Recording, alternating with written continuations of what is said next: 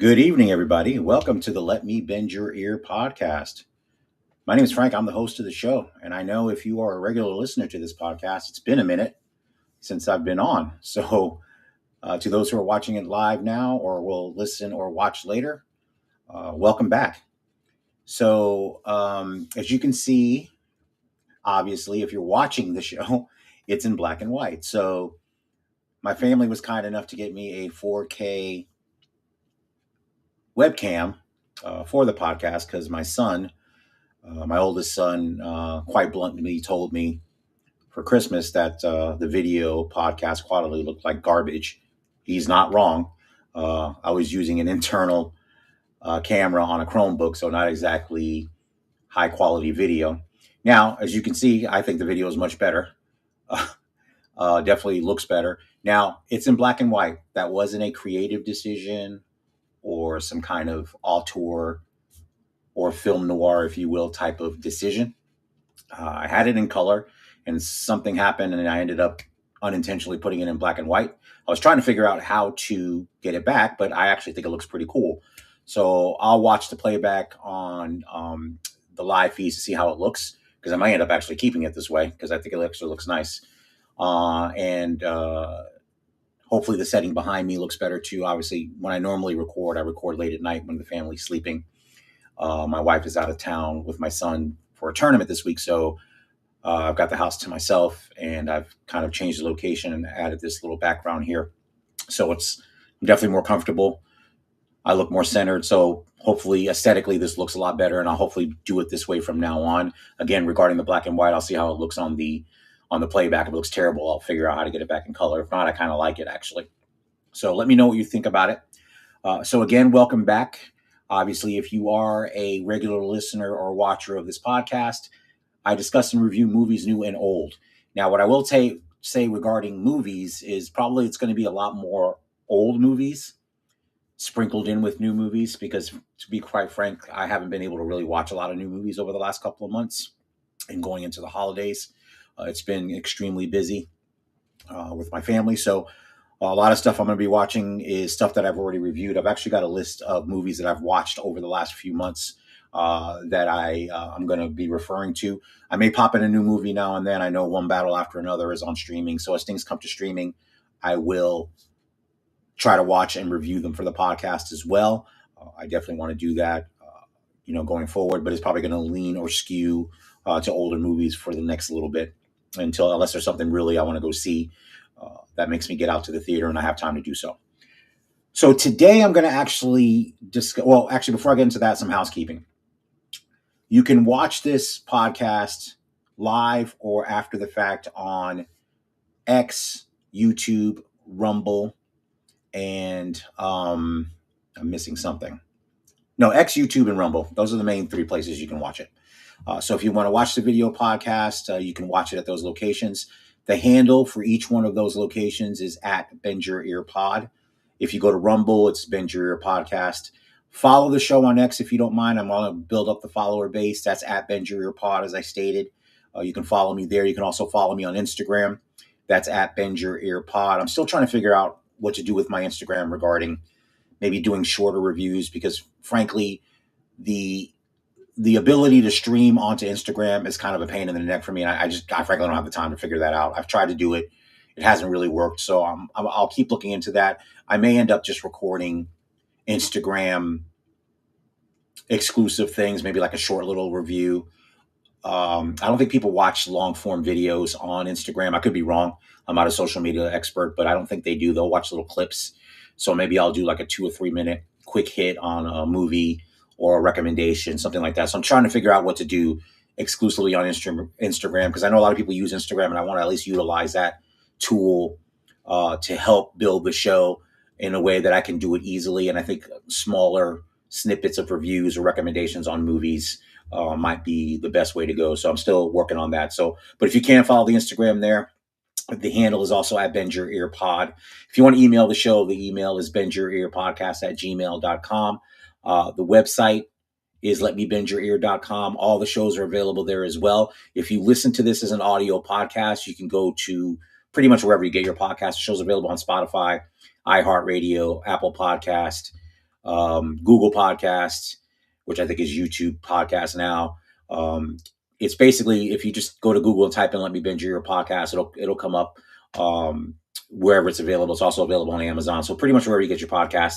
If you can subscribe, if you listen to it there, and if you can rate and review, that'll also give a boost to the show as far as exposure if people are looking for a new movie review podcast. All right. So what I'm going to discuss and review for this episode is the 1985 neo-noir film To Live and Die in L.A.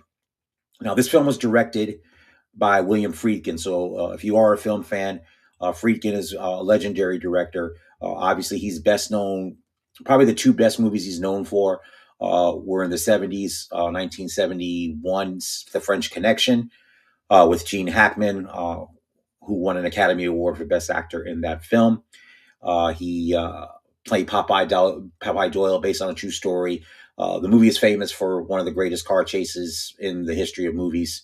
I haven't reviewed French Connection for this podcast, but I probably will at some point. Obviously, I'm a huge fan of Gene Hackman if you listen to the show at any time.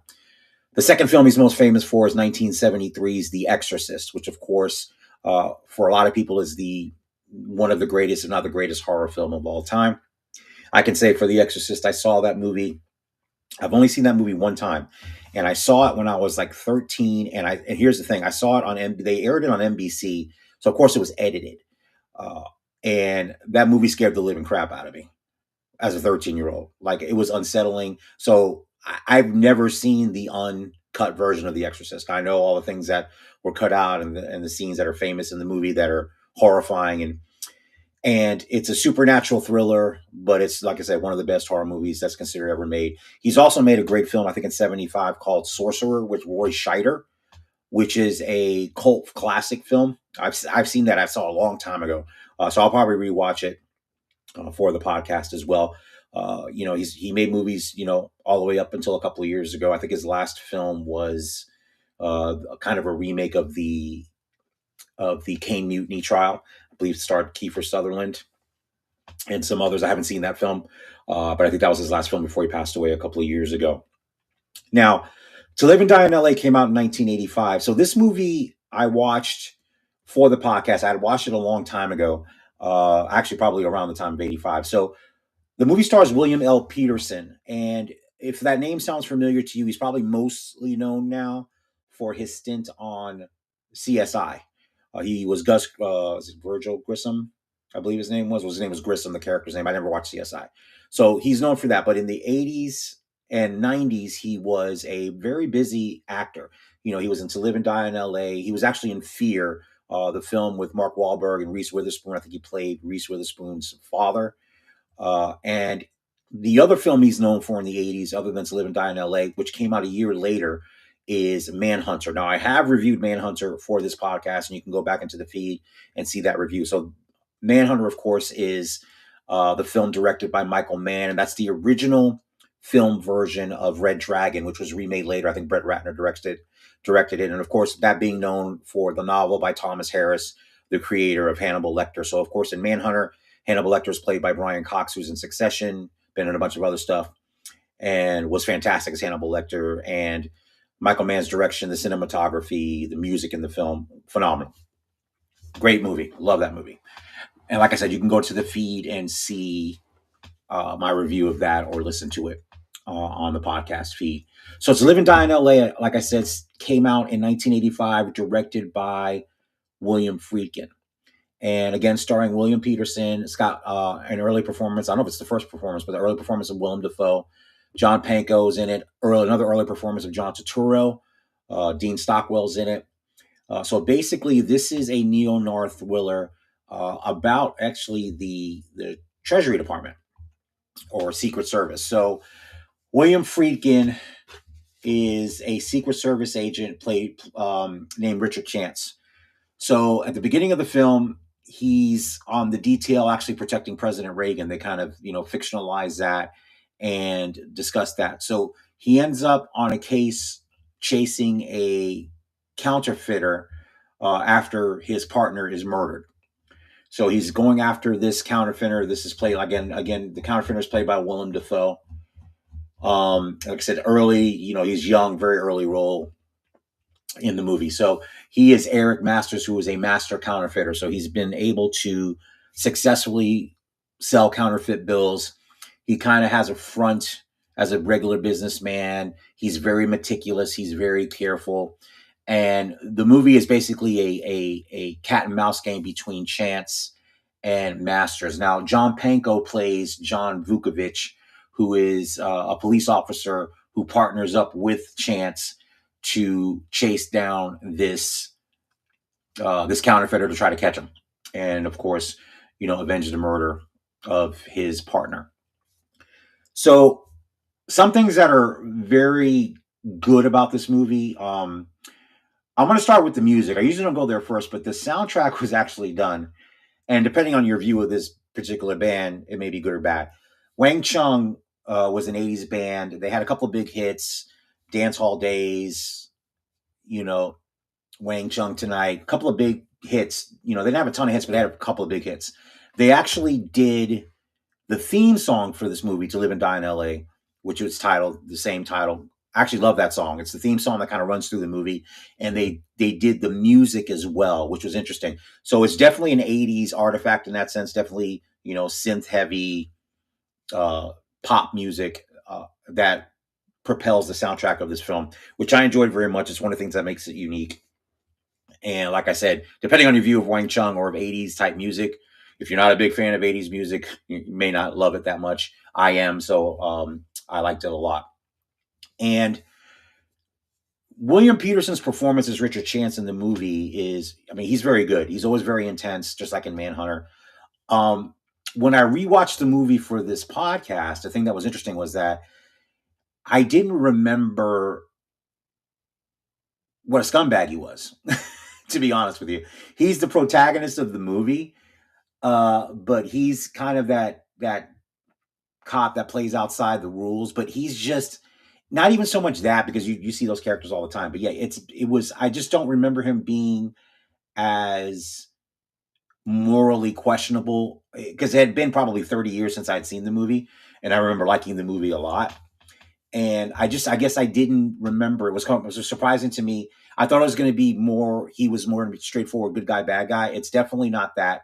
They definitely play outside the lines. There's shades of gray, and which adds to the performance of, adds to the texture of the movie and the thriller aspect of the movie.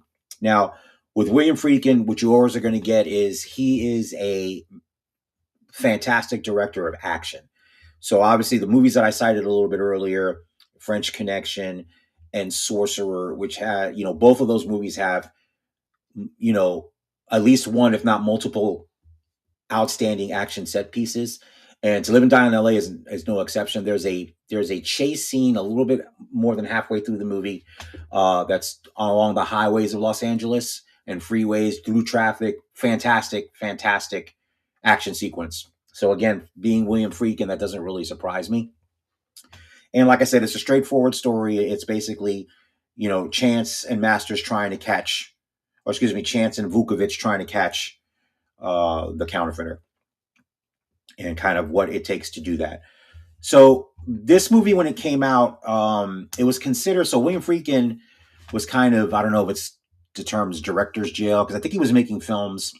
His peak was in the 70s, and there was probably that late 70s to early 80s where he really wasn't a factor as far as filmmakers at that time. So I remember when this film came out, or the advertising for the film at the time when it was being promoted to come out, they made a big deal about the fact that William Friedkin directed it, and they made a bigger deal about the fact that it's really his first straight up thriller / action movie since The French Connection.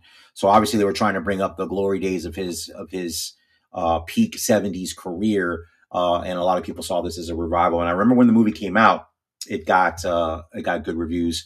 I know I watched a review on Siskel and Ebert. I forgot I don't know if they both liked it or one of them liked it, one of them didn't.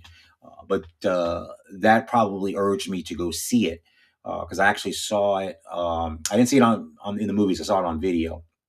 But like I said, when I saw it the first time, I enjoyed it a lot. There's just a lot of good action in the movie. The cinematography is really good. Visually, the movie is is well done. I wouldn't put it on the level of Michael Mann's Manhunter, because I think Michael Mann's kind of in a league of his own with visual style. William Friedkin is really great at just shooting action sequences, propelling the story forward, and that's really where I think his expertise lies, and it's the best use of his talents, and it's on full display in this movie as well. Like I said, this movie is definitely an '80s time capsule film. It's got the aesthetic of it. It feels like it. Obviously, the fashion and all of that contributes to that, but I really enjoyed. I mean, I enjoyed the movie a lot. What I will say, not to spoil anything on this, is the ending of the film, and this is something I actually forgot. And I'm not going to tell you what the ending is, but the thing that was surprising to me, it's got a very downbeat ending. That's all I will say, which makes it kind of unique in its own way, because I think, most of these movies with obviously if it's cops and robbers, however you want to call it, they it ends with, pretty simply, usually good guy wins, bad guy loses, and it's that's it.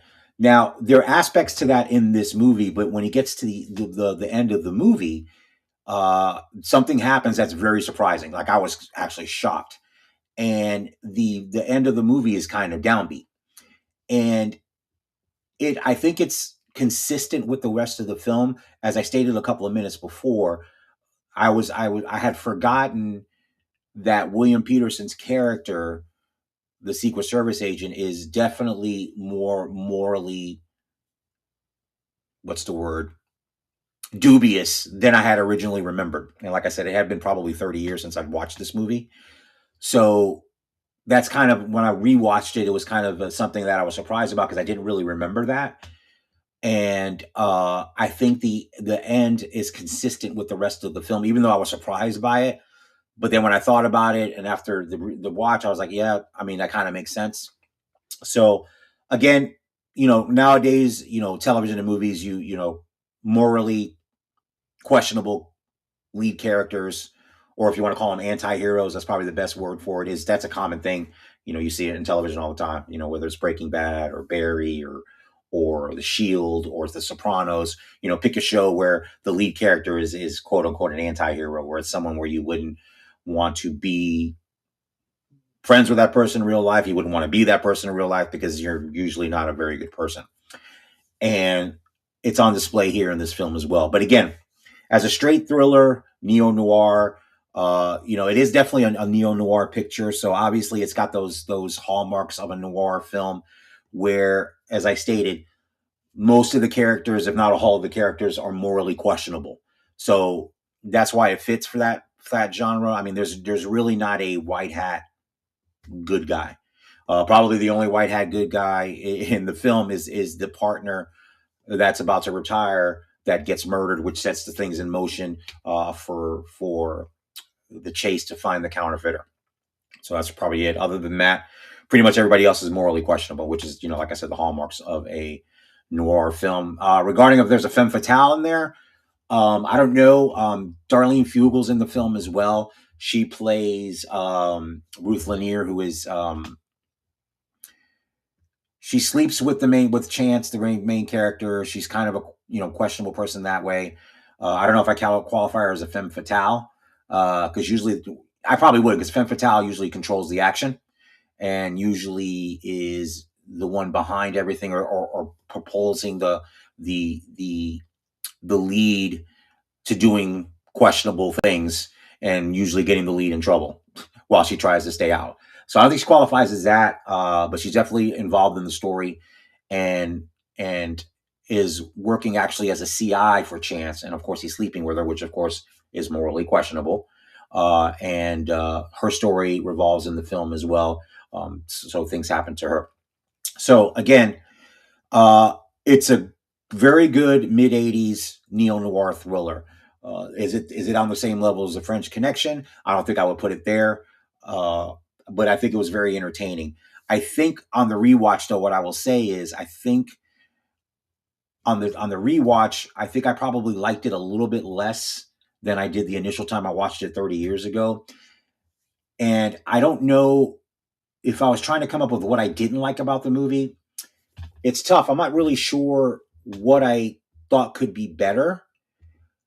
I think maybe the pacing a little bit, but I don't know. It's tough to say. But I definitely, when I was done with it, I was glad I rewatched it. I don't know that I would revisit it again. So that's probably the biggest thing. I think after watching it a second time, I think I assumed that I would like it the same as I did when I watched it a long time ago, or at least thought I had the same feelings about it. But I didn't this time. And like I said, that's not to say the movie is bad.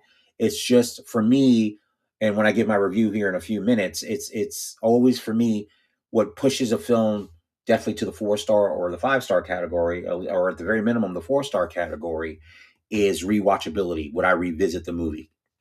What's the chances of me revisiting it? Don't know. Don't think I really would revisit it, to be honest. So that's probably the biggest takeaway I have from it, from a critical perspective, or my criticism of the movie. But again, if you're going to ask me why, I don't know.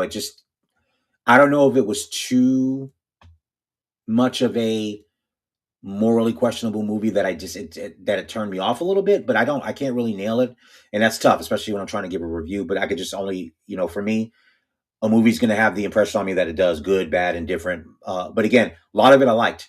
Like I said, you get a great unhinged Willem Dafoe performance. You've got John Turturro, very early role. William Peterson, again, a tense as usual. John Panko was very good as Vukovic. I will say that that's a highlight too.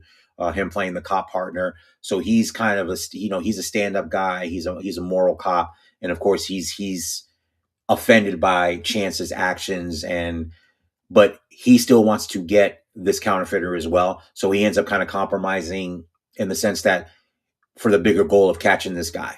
So that performance is great because he's very conflicted. He's conflicted throughout the whole movie, and Panko's performance is really, really good. It's funny because with Panko, he's probably best known for the TV sitcom in the '90s, "Mad About You," with Helen Hunt and Paul Reiser. He was a supporting character in that movie, but he was or was and is a dramatic actor for a while before that. He actually did a movie that I haven't reviewed for this podcast called Monkey Shines, which is directed by George Romero.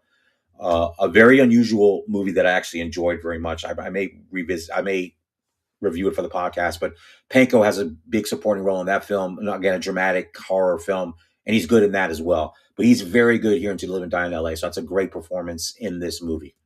So I'm going to go ahead and give To Live and Die in LA. I'm going to give it 3.5 stars out of 5, as I just stated a moment ago. On that scale, it's a good movie. I don't know. I don't think it's a great movie. I know a lot of people love this movie and gave it very good reviews. I don't think it's great. I think it's good. I think it's entertaining. And I think there's some very good performances in it. And there's some very good things about the movie. But just as a whole, like I said, it's not a movie I don't think I would revisit. I'm glad I did for the purposes of this podcast. So it was fun to kind of rewatch it in that sense. And like I said, it's an '80s time capsule. So if you're an '80s fan and haven't seen this movie, it's definitely worth checking out. But for me, like I said, I don't think I'd revisit it. So that's why I'm giving it a 3.5 star review.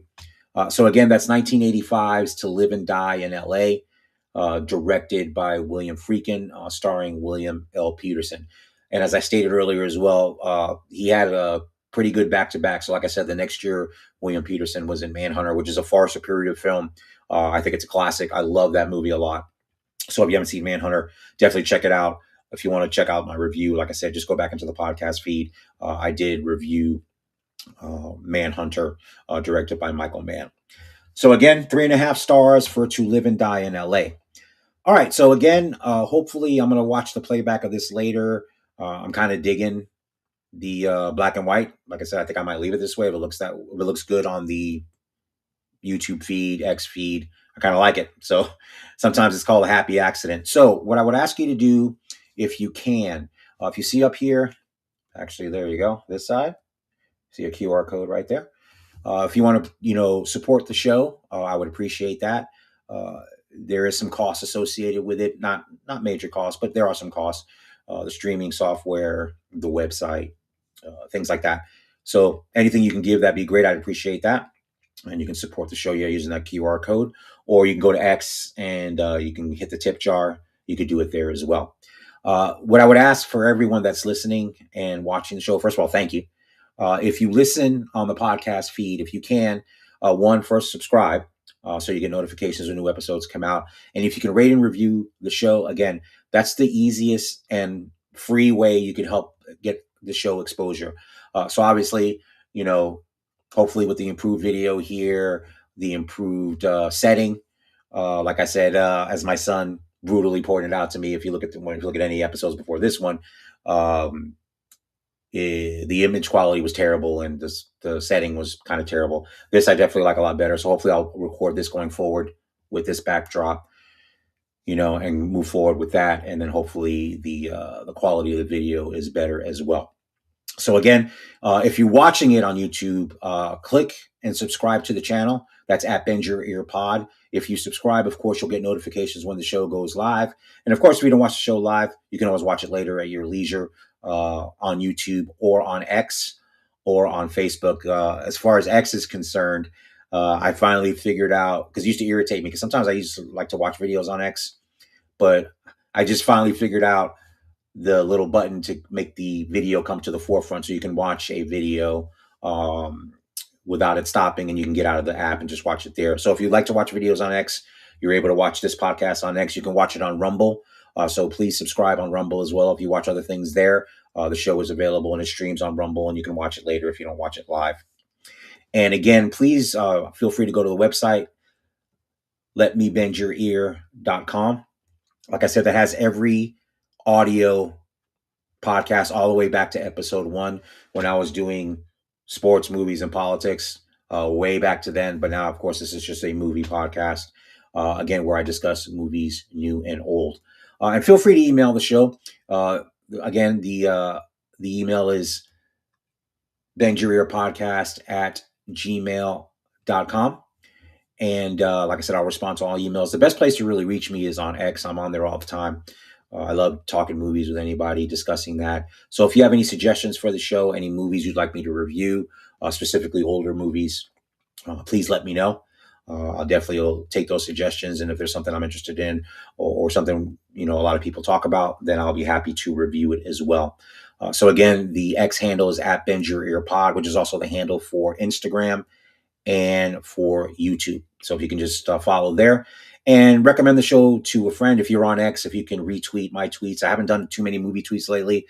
I've kind of been focused on football because my team got eliminated from the playoffs, and it's been a sad time for this football fan. But again, I always love talking movies. I look at other people's Twitter and X and comment on movies that I'm a big fan of.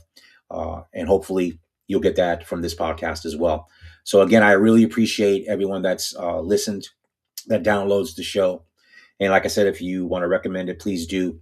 If you know someone that's looking for a movie podcast, I would really, really appreciate that. As again, I'm going to try to, as I keep saying, come on more often. Now that I have a nice newer camera, I really like it. And hopefully I can get more episodes out. I think I was trying to wait to watch more new movies. I just haven't had the opportunity to do it. So I'm going to go down my list of old movies that I have reviewed, and I'll just keep watching movies and adding to that list. So that'll give me plenty of movies to review. As I always have to remind myself, there's tens of thousands of movies, older movies that I have access to that I can watch and review and get this podcast out regularly. So again, I want to thank everybody that's listened and that watches. I know, even if I don't get feedback, I know you guys are out there. I really appreciate it. I know there's podcasts I listen to. I don't really interact with the host. I just listen and enjoy the content. So I know that's hopefully the case here.